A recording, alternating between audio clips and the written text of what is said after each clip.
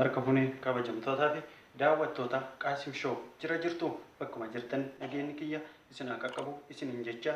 warroonni maqaa Qaasim Show duraan na beeytanii koottaa Oromootti jijjiireetiin jira koottaa warroonni subscribe duraanii naa gootanii jirtan koottaa laikis naa tuqa commentis naa godha isin jechuu barbaada commenti laikis naa godha walaa jajjabeessinu isiniin jechuu barbaada warroonni duraan subscribe godhin Qaasim Show irra koottaa Oromootti jijjiiree jira subscribe gochuudhaan koottaa Oromoo koo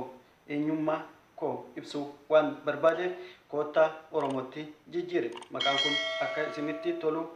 abdiin qaba kanaafuu koottaa saba koo maatii walaa taanu walaa jajjabeessinu muknillee baala qaba wal malee maalan qabna isiniin jedha saba koo Oromoo isin jaaladha